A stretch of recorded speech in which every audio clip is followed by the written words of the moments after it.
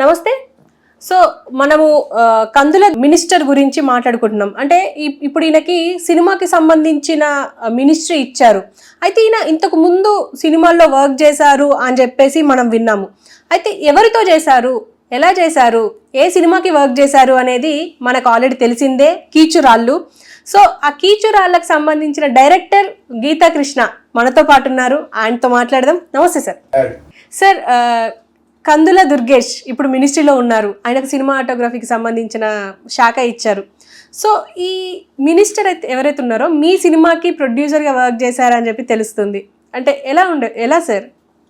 Actual కందుల దుర్గేష్ రాజమండ్రి ఉంది. ఒక డిస్టెన్స్గా బాగా తెలుసు కూడా, నాకు కొంచెం డిస్టెన్స్ రిలేటివ్ కూడా. కానీ నాకు మెడ్రాస్లోనే పరిచయం, మెడ్రాస్ వాళ్ళ అబ్బాయి అని. అతను రామోజీరావు గారు మయూరి ఫిల్మ్స్లో చేసేవారు. తను కందుల దుర్గేష్ చేస్తున్న టైంలో నేను నా రెండో సినిమా అయిపోయింది, సంకీర్తన కోకిల అయిన తర్వాత కీచురాళ్ళ అనే సినిమా తీద్దామని చెప్పేసి ఎస్టాబ్లిష్డ్ ప్రొడ్యూసర్కి చేద్దామా, కొత్త వాళ్ళకి చేద్దామా, కొత్త వాళ్ళు చేస్తే ఇంకొక ప్రొడక్షన్ నిలబడద్దు కదా అనే ఉద్దేశంతో నేను ఏదో ఒక కొత్త వాళ్ళకి చేద్దామలే అనుకున్నప్పుడు నాకు ఇద్దరు ముగ్గురు తిరుగుతున్నారు. అప్పుడు మా కజిన్ బ్రదర్ క్లాస్మేట్ ఒక అతను ముల్లపూట రాంబాబు అని, అతను రాయవరం అనమాట. అతను తర్వాత రాజమండ్రిలో సెటిల్ అయ్యి తర్వాత అతను కూడా మెడ్రాస్ వచ్చి సమ్ గ్యాస్ బేస్డ్ బిజినెస్ ఇది చేసేవాడు అనమాట.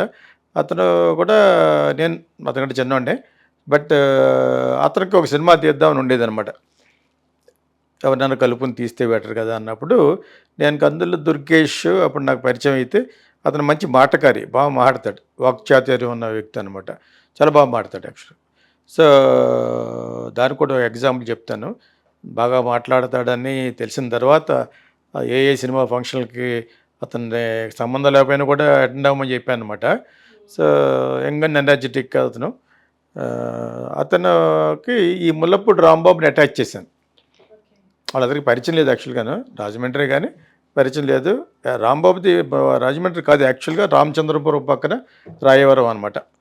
సో అక్కడి నుంచి రాజమండ్రిలో చదువు అయిన తర్వాత మెడ్రాస్లో యూజ్ టు వర్క్, ఒక బిజినెస్ చేసేవాడు అనమాట. సో మా కాలేజ్కి వస్తూ ఉన్నాడు, మెడ్రాస్ క్రిస్టియన్ కాలేజ్కి. అప్పటి నుంచి పరిచయం, నేను డైరెక్టర్ అవ్వడం కానీ అన్నీ తెలుసు, నా చిన్నప్పటి నుంచి తెలుసు అతనికి నేనంటే. సో అయితే అప్పుడు తర్వాత అతను మగరాయుడు అని ఈవి సత్యనాథ్తో కూడా సినిమా తీశారు నా సినిమా తర్వాత, విజయశాంతిని పెట్టి. కానీ నా తర్వాత అయ్యాడు కాబట్టి డైరెక్టర్, అప్పటికి ఇంకా ఈవి సత్యనాథ్ డైరెక్టర్ కాలేదు. సో ఇది వీళ్ళిద్దరిని కలపడం నేనే చేశాను. ఎందుకంటే ముల్లపూడి రాంబాబు కొత్త అంచేత ఎవరన్నా ఉంటే కానీ కొంచెం ఆర్గనైజ్డ్గా చేసుకోలేడేమో అని దుర్గేష్ని రిక్వెస్ట్ చేశాను. మరి చేయలేదు, రామోజీరావు గారి దగ్గర వర్క్ చేస్తే ఎలా చేస్తాడు. అప్పుడు మయూరిలో రిజైన్ చేసి అప్పుడు మా దాంట్లో పార్ట్నర్ అయ్యాడు అనమాట. కీచురాళ్ళు అనే సినిమాకు పార్ట్నర్ ఆ విధంగా అయ్యాడు. తర్వాత మళ్ళీ అది అయిన తర్వాత మళ్ళీ బ్యాక్ టు వాళ్ళ బిజినెస్కి వెళ్ళిపోయాడు అతను. ఒక సినిమాతోటే చేశారనమాట. దాని తర్వాత ప్రియతమ అని నేను 2-3 సినిమాలు తీశాను. యాక్చువల్గా దుర్గేష్ చాలా వాక్చాతుర్యంతో మాట్లాడతాడని ఎప్పుడు చూశానంటే, నాకు కోకిల సినిమా హిట్ అయిన తర్వాత వీళ్ళందరూ వచ్చారు. దాని గురించి దాసనారాయణరావు, మణిరత్నం వీళ్ళందరూ ఒక మీటింగ్లో ఒక ఎప్రిసియేషన్ మీటింగ్ పెట్టారనమాట హోటల్ సవేరాలో. సో దాని తర్వాత ఇంకొక ఫంక్షన్లో దుర్గేష్ చాలా బాగా మాట్లాడు ఒక ప్రెస్ మీట్లో. చాలా చాలా బాగా, మాకు అంత తెలుగు అంత బాగా రాదు, అంత స్పష్టంగా.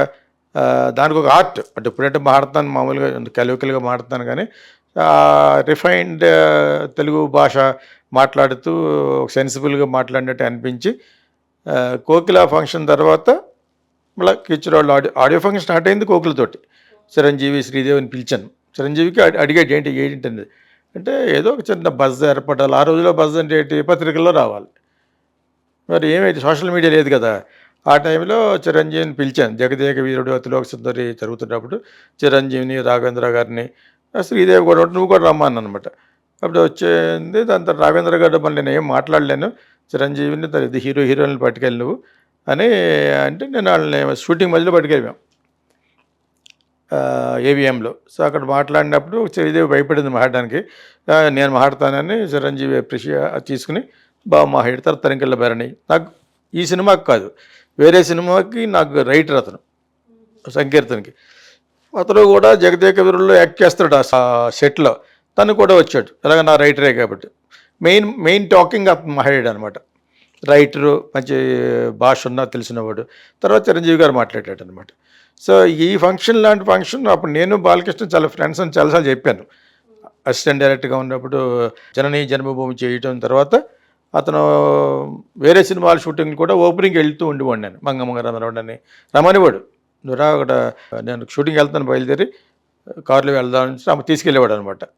సో ఆ విధంగా సాన్నిహిత్యంగా ఉండటం వలన నేను డైరెక్టర్ అయిన తర్వాత ఇలా కోకిల అనే ఫంక్షన్ ఏదో కొత్త రకంగా చేశారట కదా, అదేదో ఆడియో ఫంక్షన్ అని తను ఎక్కడో కలిసి అడిగితే ఎవరు వచ్చారు చీఫ్, చిరంజీవి వచ్చాడు కదా, మరి నన్ను ఎందుకు వెళ్ళలేదు అన్నాడు. ఇంకో సినిమా ఉంది కదా తనకు నువ్వే అన్నా అనమాట.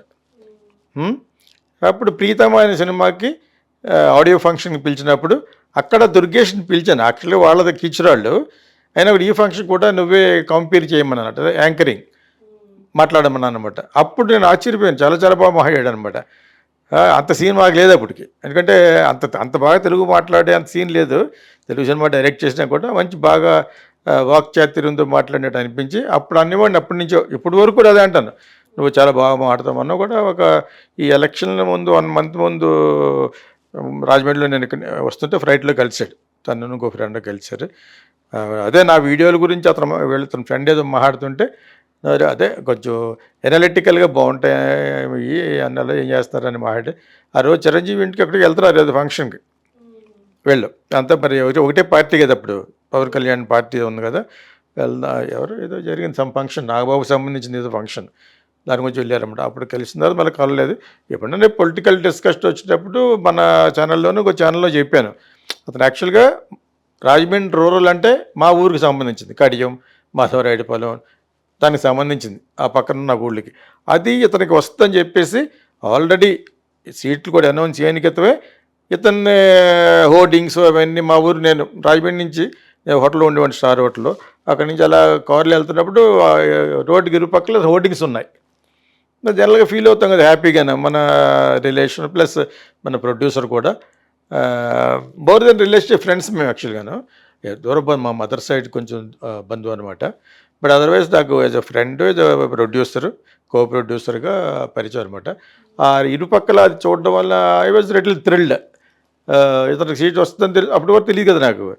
అది కూడా అడిగాను మొన్న ఫ్లైట్లో కలిసినప్పుడు, ఇలా పబ్లిసిటీ బాగుంది, నేను మా ఊరు వెళ్ళే వరకు నీ హోర్డింగ్లు చూస్తూనే ఉన్నాను. ఆ ఏరియాకి అతనే దాన్ని రాజమండ్రి రూరల్లోనే పేరు పెట్టారు. ఇప్పుడు యాక్చువల్గా కడియం కాన్స్టిట్యువెన్సీ అది యాక్చువల్గాను. దానికి ఇప్పుడు బుచ్చయ్య చౌదరి గారు నిలబడ్డారు, గెలిచారు కూడా, బాగా సీనియర్ ఆయన, ప్రస్తుతం సిట్టింగ్ ఎమ్మెల్యే ఆయన అక్కడ మన రాజమండ్రిలోను, క్వైట్ ఇన్ఫ్లుయెన్షియల్ పర్సన్ కదా, పెద్ద ఆయన. మన చంద్రబాబు నాయుడు గారి కంటే కొంచెం పెద్ద అనుకుంటా. రామారావు గారు గవర్నమెంట్ నుంచి వస్తూ ఉన్న వాళ్ళ కమ్యూనిటీ వ్యక్తి, కమ్మ కమ్యూనిటీ వ్యక్తి అనమాట, దుర్గేష్ కాపు కమ్యూనిటీ.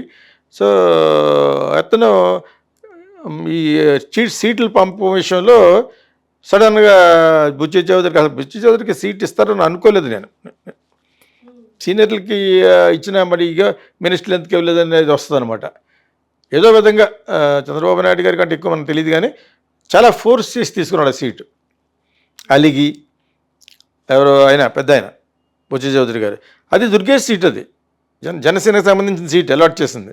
అప్పుడు పవన్ కళ్యాణ్ బయట కన్విన్స్డ్ హిమ్. ఎలాగంటే మరి వాడి కోల్ దట్ మిత్రపక్షం కల్చర్ కదా కూటమి, మరి ఆయన కాంట్బాట్ పొజిషన్లో బుచ్చయ్య చౌదరి గొడవ చేసేస్తున్నాడు అని చెప్పేసి బుచ్చయ్య చౌదరికి ఇచ్చినప్పుడు ఆ తర్వాత మనం వీడియో చేసాం. అక్కడ కొంచెం అన్యాయం జరిగింది దుర్గేష్ కానీ, మరి ఇటువంటి ఎందుకు ఖండించలేకపోయాడు పవన్ కళ్యాణ్. మరి అతని వల్లనే కదా ఈ కూటమి ఏర్పడింది. వాళ్ళకు ఉండే డెలికేసీస్ వాళ్ళకు ఉంటాయి యాక్చువల్గానే. ఏం చేయగలడు, బుచ్చయ్య చౌదరి ఫోర్స్ చేయడం అనేది అందరూ కనబడిపోతుంది, కాన్స్టిట్యున్సీలో అంతా తెలిసిపోయింది. ఇంకా అప్పుడు అయిష్టతోటే ఇచ్చాడు నేను సీటు, నాకు తెలిసి మటు. ఎందుకంటే సీనియర్లు ఇంకెందుకని, ఎవరో మన ఆయన కాన్సెప్ట్ ఏంటి, నేను సీనియర్నే ఇంకా యంగానే ఉన్నా, జుట్టుకు రంగు గింగు వేసుకుని ఆ టైపులో అంటున్నా కూడా ఎంత అన్నా కూడా నిజం దాగలేదు కదా, నిజం నిప్పులాంటి దాగదు. ప్లస్ యూఆర్ ఓల్డ్ పర్సన్, ఎందుకు ఓల్డ్కి ఇవ్వకూడదని కాదు, బొడి గారు ఓల్డ్ కాదండి. ఆయన ఇంకొక ప్రశ్న వస్తే ఆయన తప్పిస్తున్నారు ఆర్ఎస్ఎస్, అది వేరే విషయం అది. సో ఆ విధంగా బుచ్చయ్య చౌదరికి ఇచ్చి ఇతనికి అన్యాయం జరిగిందని నేను ఒకసారి చెప్పాను. అది అతను ఆల్రెడీ చాలా 3 నెలల క్రితమే గ్రౌండ్ వర్క్ చేసుకున్నాడు. రాజమండ్రి నుంచి ఆ రూరల్ అంతా అన్ని దాటుకెళ్ళాలి మా ఊరు మాధవరాయుడుపాలెం అనేది. అక్కడికి వెళ్ళే లోపల అన్ని ఆ పక్కన ఈ పక్కన ఎదురే హోర్డింగ్స్. నేను అది అతనితో ప్రస్తావించాను కూడా ఫ్లైట్లో. చాలా బాగుంది పబ్లిసిటీ. అప్పుడు అర్థమైంది, నువ్వు ఎమ్మెల్యే కానీ ఎంఏ కానీ నిలబడుతున్నావు, అది ఇంకా డిసైడ్ అయ్యలేదు అనుకున్నట్టుగా అన్నాడు అనమాట. So this is what happened యాక్చువల్గా. ఇప్పుడు వెరీ హ్యాపీ. ఈసారి డెఫినెట్గా పవన్ కళ్యాణ్ కొంతమంది డెఫినెట్గా గెలుస్తారు. ఎంతమంది ఫుల్గా గెలుస్తారని తెలీదు. జగన్ మీద ఉన్న ఏహ్యభావంతోటి హేట్ రైట్ తోటి గెలిచారని చెప్పాను ఆల్రెడీ ఓ దాంట్లో. సో మోర్ దాన్ వీళ్ళ యొక్క గొప్పతనం కంటే వాళ్ళ వలన గెలిచారని చెప్పేసి. ఒక రాజుగారికి ఇద్దరు పెళ్ళాలు ఉంటారు, ఇద్దరు వరస్ట్ ఫెలోసే. ఒక ఆవిడని బాగా ఉంటుంది, మంచి ఆవిడ ఎందుకంటే అంటే ఆవిడకంటే వరస్ట్ ఫెలో కాబట్టి అది అర్థమైందే కదా. సాధారణంగా వరస్ట్ ఫెలోస్ ఉంటారు వైఫ్ పాత్రలో, వరస్ట్ అయిపోయి ఉంటారు అనమాట వాళ్ళు. నేను ఆ సామెత రివర్స్ చేసి చెప్తున్నాను. రాజుగారి పెద్ద భార్య మంచిదంటే చిన్న భార్య కాదా అని, అది కాకుండా దాన్ని రివర్స్ చేశాను. అంటే ఇప్పుడు ఆడవాళ్ళ యొక్క నైజం మారిపోయింది కాబట్టి ఇద్దరు వరస్ట్ ఫెలోస్ ఉంటారు.